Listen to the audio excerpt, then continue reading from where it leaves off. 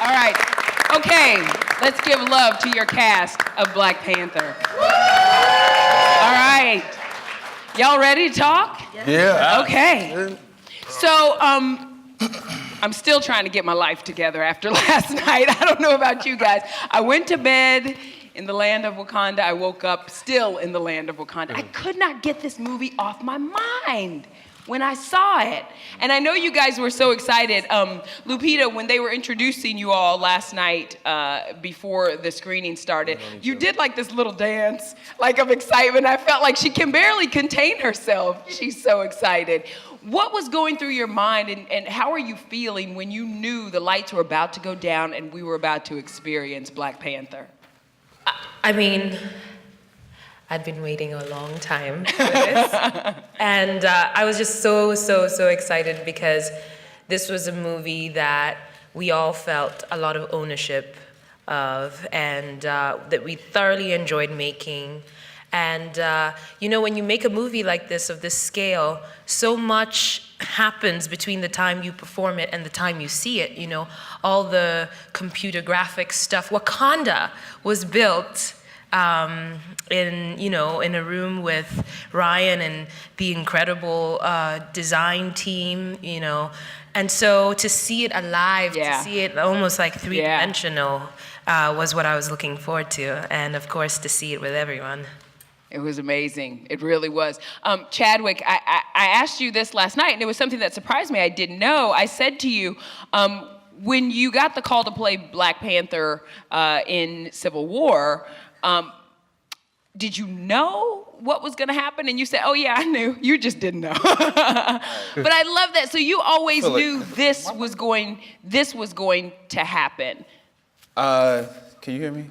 Okay, I had to make sure because the initial phone call from Kevin Feige, Louis D'Esposito, Nate Moore, and the Russo brothers was one where they essentially said, we want to bring your character into the Marvel comic universe as a standalone, but this is the best way to introduce him in Civil War.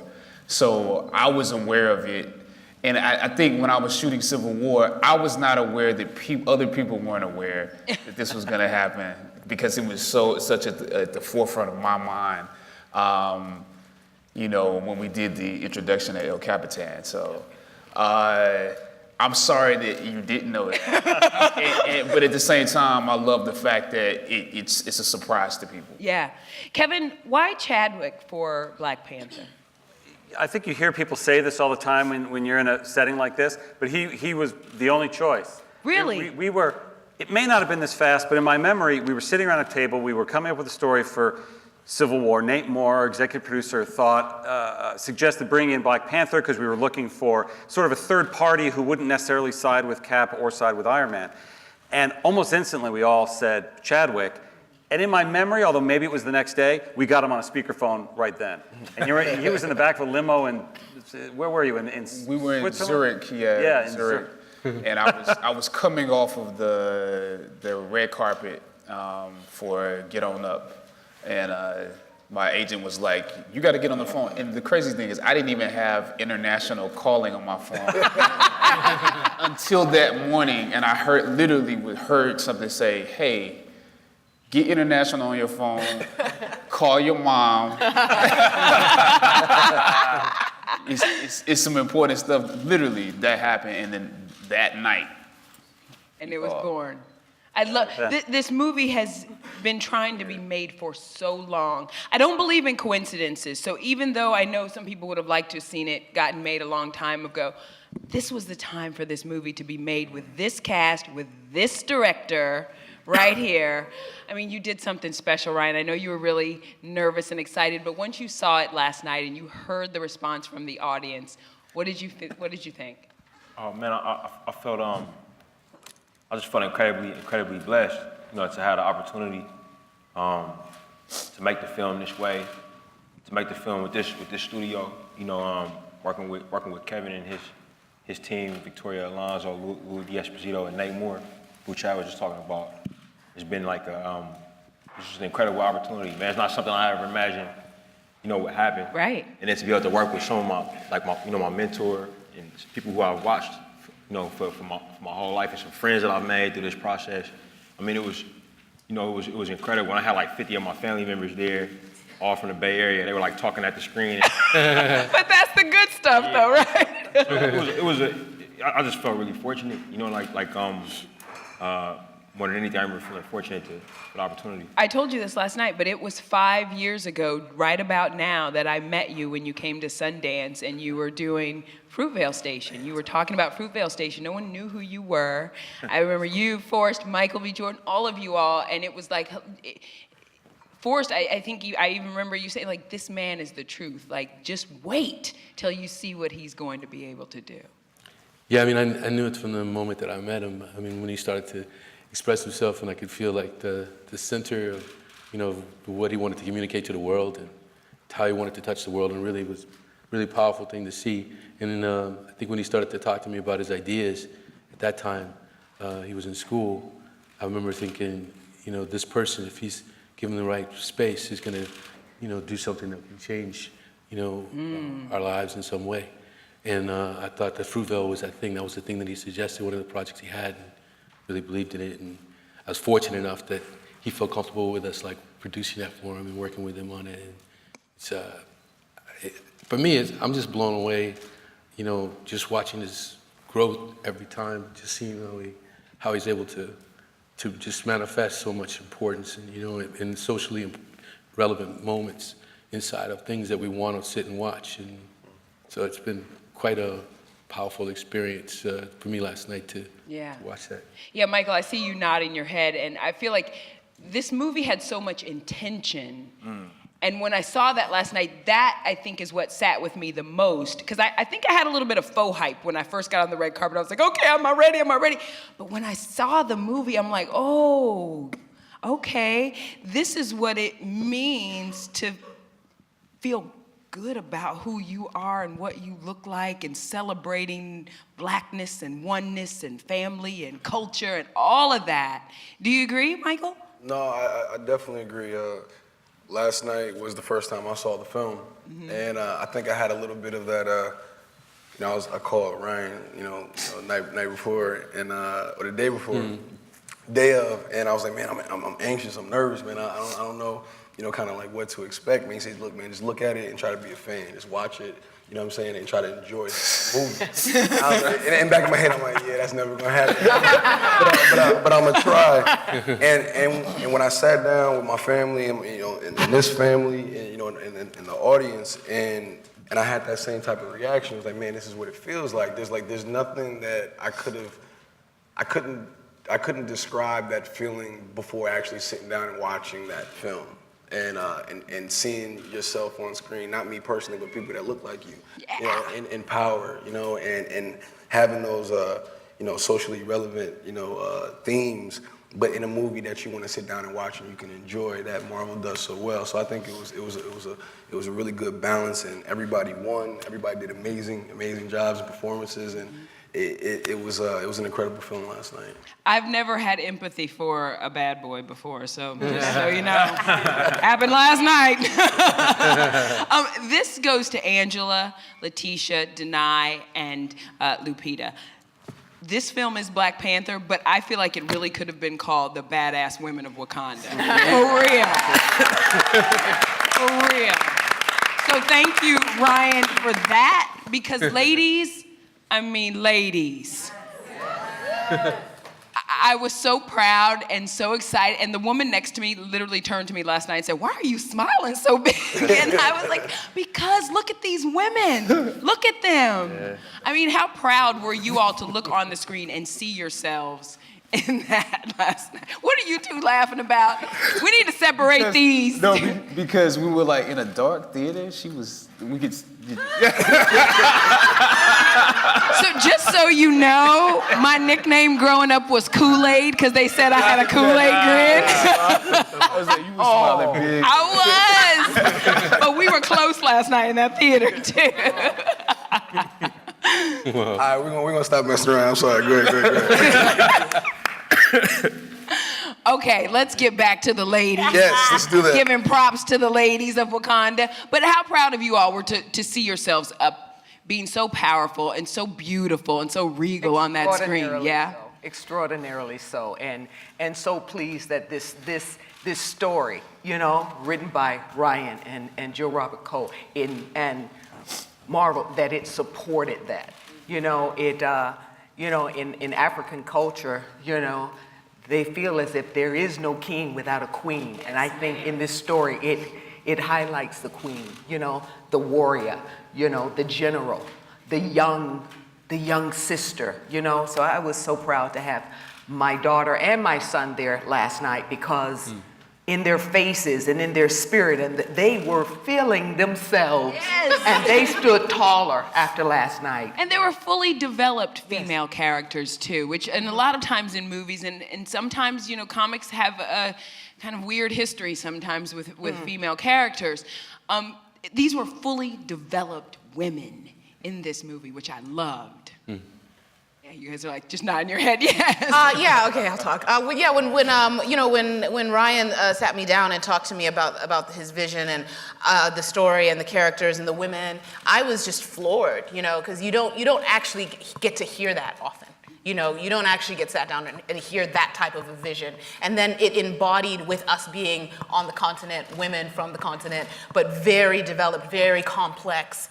It was amazing. I mean, it was just like, this is gonna, like, it was something I was like, I just want to watch it. I get to be in it. I just want to watch this, you know. And then, you know, I mean, it was amazing, the idea of, you know, with the Dora Milaje, you know, the whole, the concept of them, and then to see them come to life, and then these astounding women who I started training with, and you know, one by one, like I was the first one to get my head shaved, you know, and you know, in theory it sounded amazing, you know, and then the day came,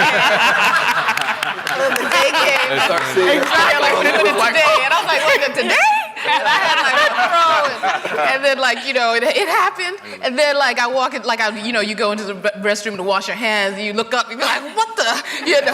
So that took a few days, and then all the girls start coming in, like we'd all been balded, you know, one by one, you know, and just like everybody got their caps on, and then then the pride started to grow, you know, this pride around it, and the sort of embracing of this sort of symbol of power in these women, and then the beauty of how he wrote that moment. I loved that moment where she like doesn't want a wig. Mm-hmm. She doesn't want to cover up. This is her joy and her pride is in walking with that bald head with that tattoo on it, you know? And I was like, and I was like, it's so subversive, you know? And it's so subversive in the right way to say that's not necessarily beauty. You don't have to have hair to be beautiful. No, this is beauty, right here. So I thought that was really fun. Yeah. There's so many great things I could say about how Ryan developed these women characters and allowed us to collaborate that I feel really blessed about. And well, y'all had me in the gym at 6 o'clock this morning. I'm not even kidding. Not Instagrammed it. I said, I'm trying to get like Lupita.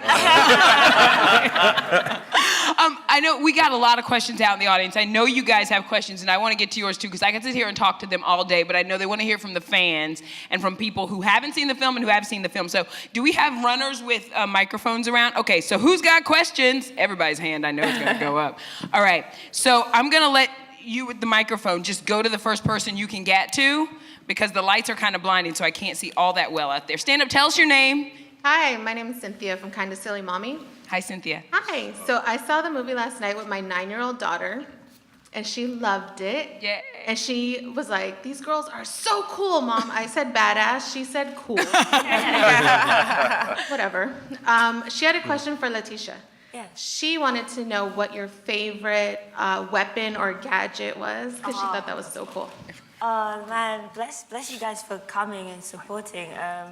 My favorite gadget would definitely be, I created all of them. Yeah, you did. I think T'Challa's suit's quite beautiful. But I think the gauntlets is pretty dope, because that's her personal little thing. And yeah, it's got like vibranium in it, and it's just her little like, you know, like back up, like, yeah, kitty cat paws. And she grabs them out and she does some damage. So I love those. So tell her to, you know, I'll make a future one. By the way, if I had to pick a character, it would be Shuri. I would want to be. I really would. I would want to be Danai. Would you? Yo, did you guys see the? Oh yeah, she would. Yeah, she's bad, y'all. For that, haven't seen it. But seriously, I mean, she's so smart. She's like the brains behind the whole operation. She's young. It's so cool to see that. Chadwick, and she's. You think she's smarter than Black Panther? I allow her. There you go. I allow her to think. What I love about it as well, with how it was written, is that the men are always behind the women as well. So no one's like undermined. Like the men are not like, you know, you shouldn't be in technology and you shouldn't be in maths. They're like, no, go ahead. Like, so T'Challa is like, go ahead, sis. This is your department. This is your domain. Like, kill it. And then I'm gonna work with you to finalize it because he's dope. But then it's like, okay, like, just do your thing, stay in your lane, and then, you know. But he's just that's a mentality of a king, and that's brilliant. So everybody's got their own lane. Yeah. But she's cooler than him, but not smarter than him. but she's still kind of cool. Different type of smarts, wisdom. I'm talking about this. Wakanda canceled about the king. I want to speak to that. Yeah. You know, real. I think when you talk about what Wakanda is and what it would have to be in order to progress to the place that we saw, even though we're talking about a fantasy, the idea of an unconquered nation that has not been, you know, tampered with by the various means that it would have been tampered with. The idea of the next generation being smarter, being better than you, is a concept that they would have evolved to. That, you know, so even though we're in the same generation, she's my younger sister, she benefits from whatever I have reached. So you want your sons and daughters to be better than you were. Not enough. So that concept is a Wakandan concept, I think. Wow. that is I never thought about it like that, but that's so true. So, you know, my older siblings, they raised me. And so to a certain degree, when I say, you know, I allow it, I don't mean it like, I'm meaning it like you see the genius that is inside the people that come after you. And if you have an ancestral realm, they're looking at you like, you know, I know you're looking up to me, but we're looking up to you. Yeah. That is an African concept. We want to take another question, and while we're getting to that person, it's so, like the line that you have to walk in this film to make this blockbuster, big budget Marvel film, but also keep those themes and go deep and really make a film that has some meaning. That's tough to do. So where did you, or how do you kind of try to balance that all? I think it was. I mean, it's something that I actually like talking about because, you know, for me, I grew up loving comic books. I love not just comic books, but I love pop culture. I love toys, action figures, you know, video games, all of that stuff. When I got older and got in there, you know, and realized that I wanted to make movies, around that time I fell in love with international cinema and you know, cinema that left you with something to chew on, with something to think about, you know. But I never fell out of love with those types of films, you know, and those types of stories. And I think the best versions of those stories, you know, do both things. And for me, when I came and sat down with Marvel, after speaking with Nate a little bit over the phone and meeting him, and I was very honest with Kevin, And you think of Marvel like this big, huge studio. It's like, oh man, like the biggest studio in the world right now. But it's really just Kevin and his two friends. that's really all it is. So you get in there, it's him. It's like the Wizard of Oz. It's Richard Pryor behind the thing. Get in there, and it's him, and it's these two really smart people he works with. You know, Louis D'Esposito, Victoria Alonso. You know, and on this film it was Nate. They're all very different from each other. You know, and Kevin's kind of at the head of this, and I told him, I said, I want to make a film that works on every level that you guys films work on. You know, and I want to make it with these themes. I kind of had these themes in mind, and he was like, "Great, let's go." You know what I mean? Like, I was like, I didn't expect that. You know, but as I got to know these guys, you know, specifically Kevin, you know, this is what he's all about. You know what I mean? He's all about making something that entertains people, you know what I mean, that works as a piece of entertainment, but leaves you with something to think about. And he was very encouraging. Like, I was getting notes while we were working on this, man, make it more specific, make it more personal. They would push, it's real. There are a couple scenes I wondered when you shot them because they're very relevant to the world today. I'm like, was that a reshoot? Did they go back? Did they know? Like, Coincidence. What'd you say, Chadwick? Coincidence. Okay, a couple more out here. Mm-hmm. Hi, Lupe. That is that. Lupe with Cinemovie. This film is pretty radical. The whole time I was watching it, I was really enjoying it. Oh, you're Ryan. Oh, cool. Oh, there you are. So for Ryan and Kevin, I mean, when I was watching this film, I was so entertained, but at the same time, I was thinking, man, Marvel let them go there? Cool. So can you talk about, how far did you want to take it? And Kevin being, the man,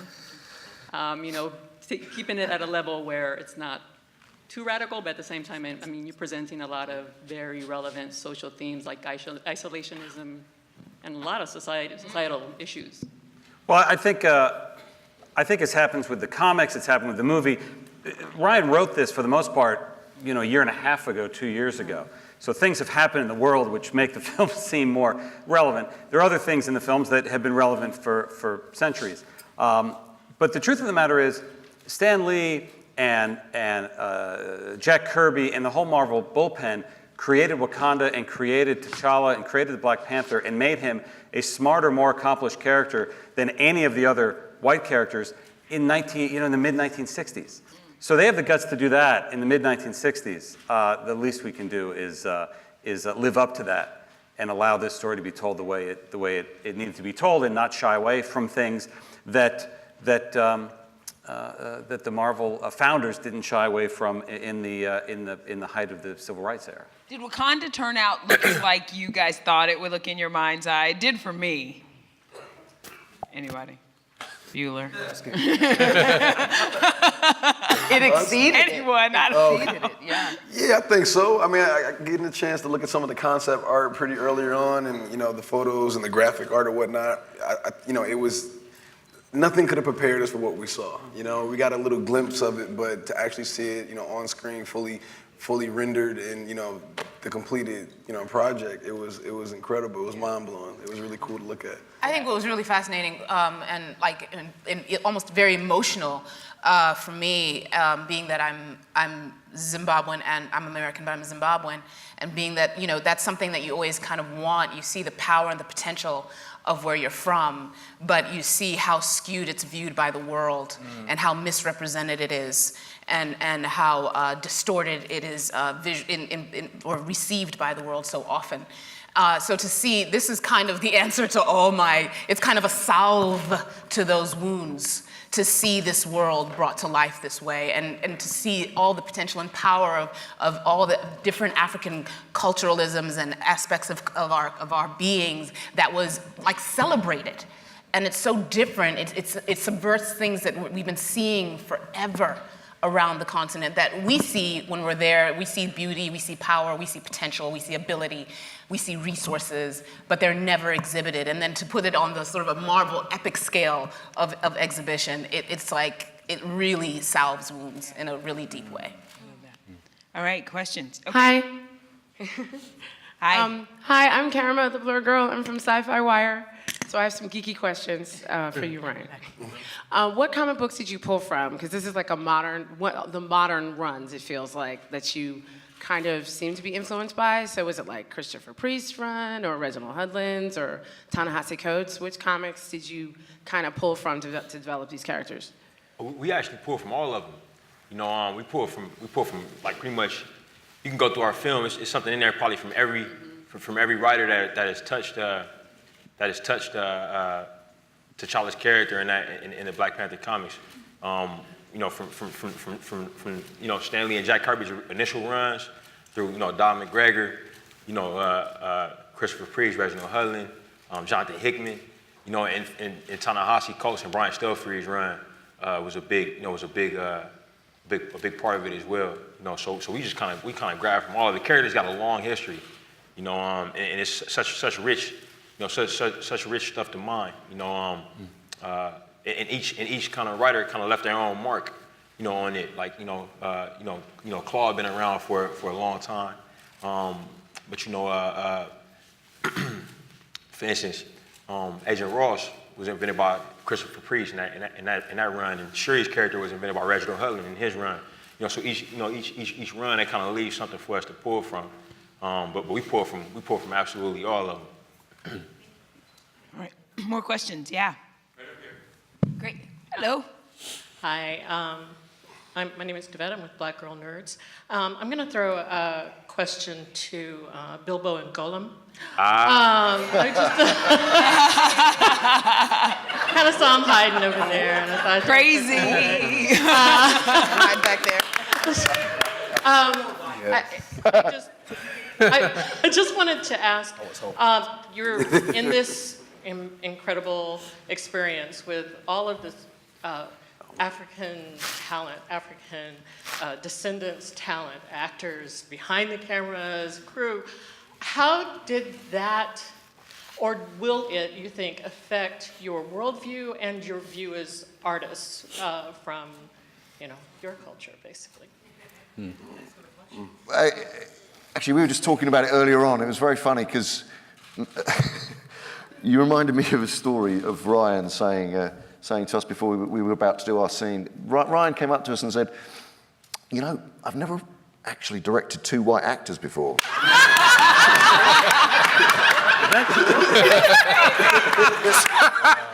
I just think, we were both like, well, yeah, probably not. You know, you probably haven't. I mean, it was hilarious. It was kind of hilarious, but at the same time, it was just like, fuck, that's tragic. You know, in kind of insane and kind of like weird, but it really was. I mean, it was an incredible experience working with Ryan. He is one of the most brilliant, you know, wonderful, warm, humble, incredibly clever, articulate, visionary directors, and just to be part of this was just, well, for me, I mean, and I know you felt... I hated it. Did you? I felt bullied.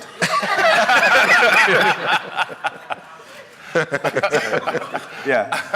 No, it was, of course, yes, I agree with that. I was joking. No, it was just an incredible experience, and you know, to be part of it was, and I just think this film's so important, and to be able to be part of something that is so groundbreaking, and yes, should have been made many years ago, you know, but now is the time, and now is a brilliant time because things are changing rapidly in every single aspect of filmmaking, and so it should, and the needle should swing right the other way because we need to really change things. I love that. Back of the room? Okay. Congratulations, guys. An incredible job. W. Elias behind the lens. Ryan, I just have to tell you, your production values, off the charts. Mm-hmm. Your team delivered for you. But I want to ask Martin, you get to have a role that we've seen with other people, such as Clark Gregg in the Marvel Universe, morph into something great. You really morph here. Can you talk about the experience of being Agent Ross and actually becoming a hero in his own right? That's true. Yeah, no, that was lovely. And I'd spoken to Ryan a bit about that in the process before filming. And we both agreed that we didn't want him just to be a schmuck, you know, and we didn't want him just to be just a sort of comic foil. That it needs to be a little bit more 3D than that. And I was very pleased when I was reading, you know, bits of the script and then new bits of the script that were coming that were making him more empathetic and more sympathetic and a bit more can-do, you know, because it was clear it's not Agent Ross's film by a long way, but he plays his part in it, you know, and there is a sort of ambivalence about Ross, I think, you know, because you're not quite sure if he's going to be down with T'Challa or not, but he ends up having his eyes opened by this country that he knew nothing about and a civilization that he knew nothing about, and realizing that it had something to offer and that he went away learning a bit from it, you know. So I was very pleased that Ross had his kind of moment of heroism at the end, you know. He gets in his plane and he gets to help out. He has his little Han Solo moment. So I was really pleased, and I thought that was generous on the film's part, and I thought it was, because like Andy says, you know, that we're not short of white heroes in movies, you know. So I thought to give one of the two white characters a bit of a heroic moment, I thought spoke very well of them, actually, yeah. Cool. All right. Have we had any from the front of the room yet? Okay. Yeah, but now we're just about to. Hi, everyone. My name is Ari Adams. I'm from Love, Peace, and Tiny Feet.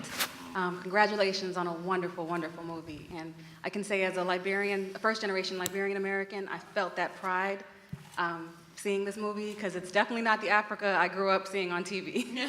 My question is for you, Chadwick. I read that it was especially important for you to have Black Panther speak in an African accent. Can you elaborate on that a little bit as far as your thought process and why it was so important? Wow, that's a lot. I'll try to be as quick as possible. You know, I think as actors, this is separate from the movie, but when you're trained very often from a European perspective. What is considered great or classical is very often British, and it's certain writers. And I happen to come from a background that does not believe that. You know, I went to Oxford to study, but I went to Howard, and we Howard in the building. And we were taught to respect our writers and our classics just as much, and believe that it takes the same skill level and same technique, and sometimes techniques that are a little bit different, to pull that off. And so I think you have to tell the stories and be true to yourself as an artist. And in this, there's no reason, you know, because there was a time period where people asked me questions about whether or not an audience could sit through a movie with a lead character who spoke with that accent, you know. And it was not Kevin, by the way, so just making sure you know that. People outside of Marvel as well. And so I became adamant about the fact that is not true. That the intonations and melodies inside of an African accent are just as classical as a British one or a European one. And that all of the emotions and aspects of a character can be shown, and expressions can be shown through that accent, and we have to take this opportunity to show that. And he just wouldn't, if he had never been conquered, if his ancestors had never been conquered and he's never been conquered, and Wakanda is what it is, he doesn't have to go to Oxford to study.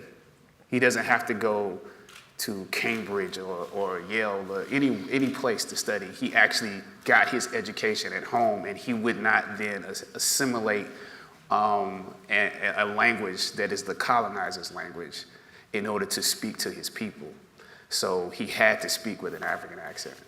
Okay, I have time for one, maybe two more questions, depending on how quick they are. So where are we going? Right over here? Okay. Hi, Brooke Obi with Guidepost. You'll have to forgive me. I've been crying for the past like 12 hours. Y'all are so beautiful. This movie is so beautiful. You should be so proud. I think the main morality issue of this movie is whether you can self-preserve and also save the world. Like there is a cost. And so I'm wondering if that's how you all feel, that if you were going to be able to save masses of people, that there would be a significant cost to self or risk to self, and how you feel about that. Anybody can answer. Thank you. We haven't heard from Daniel. Hello. Yeah. That's a very deep question. It's a good question for you because you're the boy of the tribe. I mean, that's Wakabi's battle. He kind of feels like of what I believe, I feel. Please say that again. But I need to understand what. Do you believe that there is a cost to yourself if you're going to go and try and save the world? Because I know that Wakanda has been able to be what it is because they have put self-preservation first. And the threat is that Wakanda will not be the same, that vibranium could be used against them. So understanding, like Lupita's character does, that you may risk something to yourself, but it's worth doing. 100%, because you don't know what that grows into. One of the things that drew me to this film was a conversation with Ryan talking about Katanga, which is a district in Congo, which I felt was the inverse of Wakanda, where it's like this area where it's like it's got so much resources, but it sacrificed itself for the benefit of the whole world.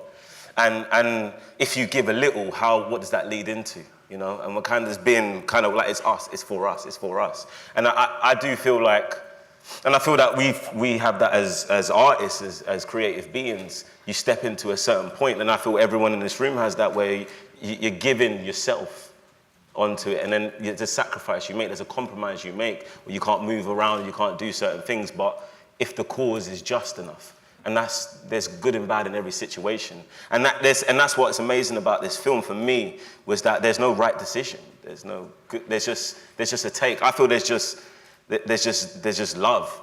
Is that whether you do things in a loving way, and I feel this is a film that's a lot. Well, to me, when I watched it last night, it's about grief.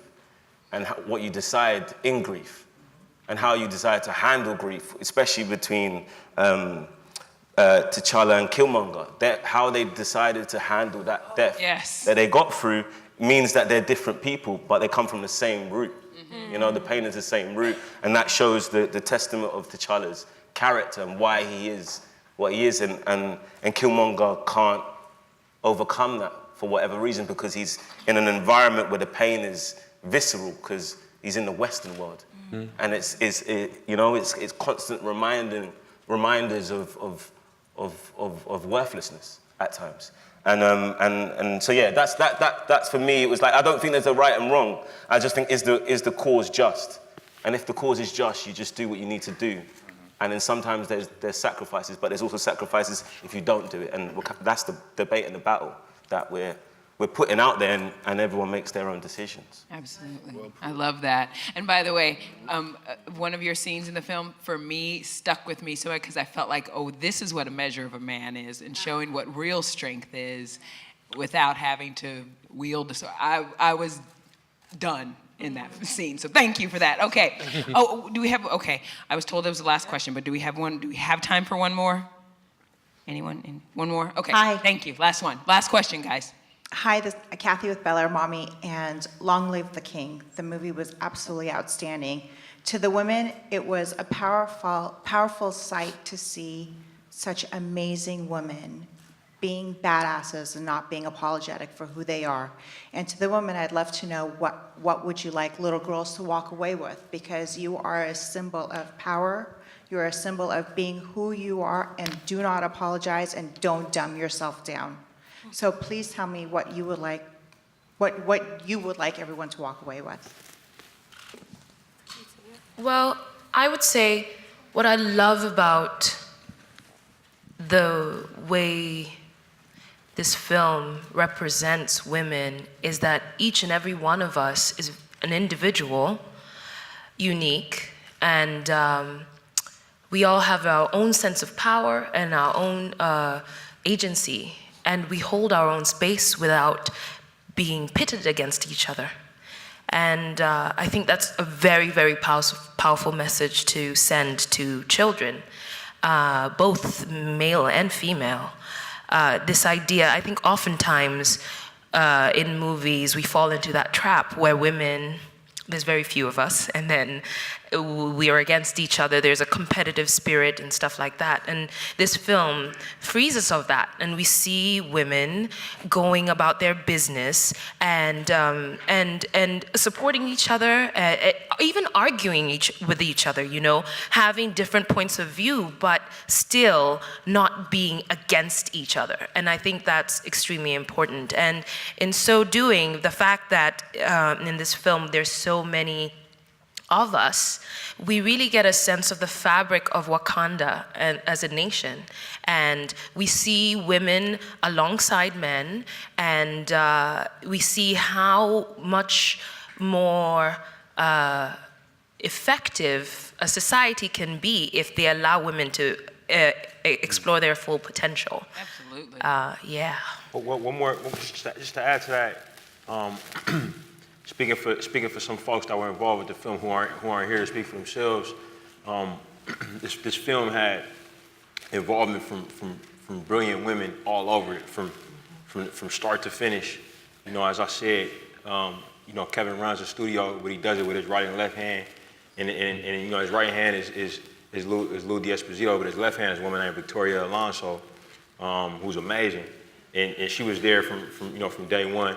And our crew was just you know, hired with women who were the best person for the job. You know, they weren't hired because they were women; they were hired because they were the best for the job.